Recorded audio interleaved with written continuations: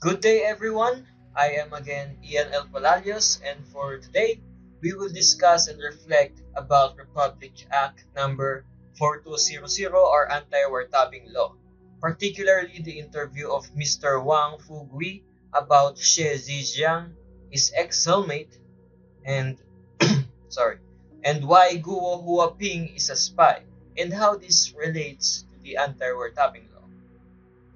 As far as I know, Senator Riza Hontiveros was interviewing Mr.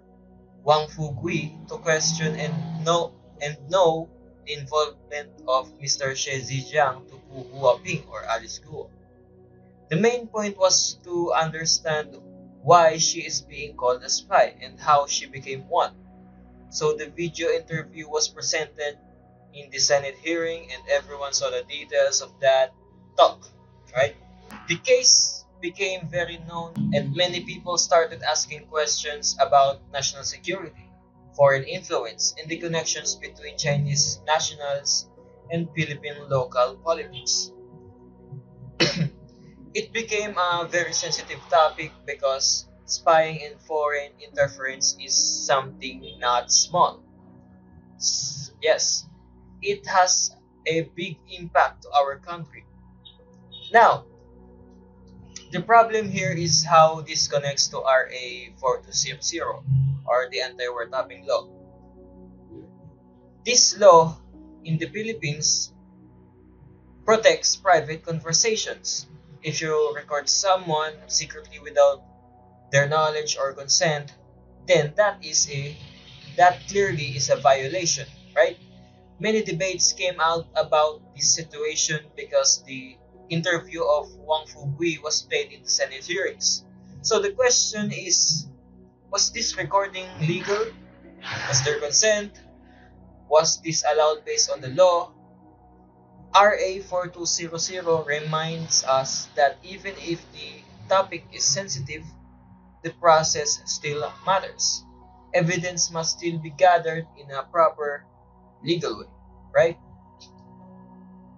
However, when I think about this case, I choose to see from the point of national security. I believe that the Senate should be allowed to use recordings like that when the intention is to protect our country, right? If the information can prevent a national security threat, or if it can expose a spy or foreign intelligence operation in our country, then the state has a responsibility to act on it, right? In simple words, if it is for our national security, it should be allowed. For me to risk against the whole country is more dangerous that than one individual's privacy, right? So if the purpose of the recording is for the truth to come out, for danger to be prevented, and for us to learn the real role of Alice Guo, then I think using that recording is justified.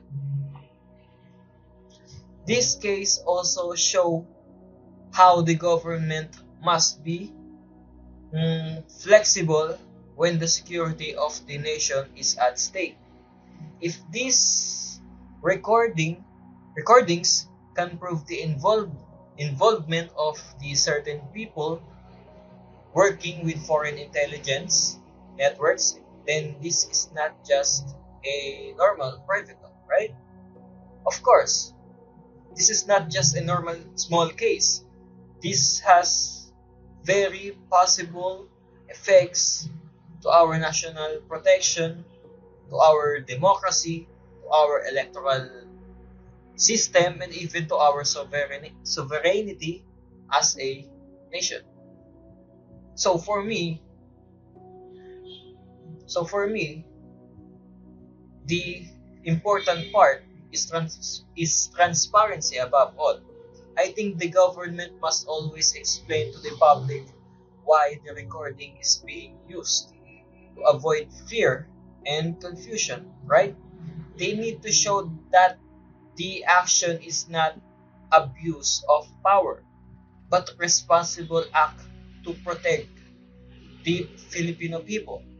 At the same time, they must still ensure that the anti-wiretapping law is not ignored. So they must show that they checked consent, or that they followed legal requirements, or that they have the authority to use the recording in that particular context. Because if we do not do that, then anyone could just record any person secretly and claim national security every time. There must be balance. There must be balance. So in the end, this case shows us that our legal system must evolve as threats evolve also.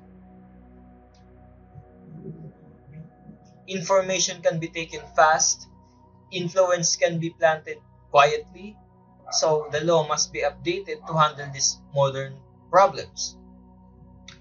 Anti-wiretapping law was made a long time ago, like 1960s, and it focuses on just personal privacy, which is important.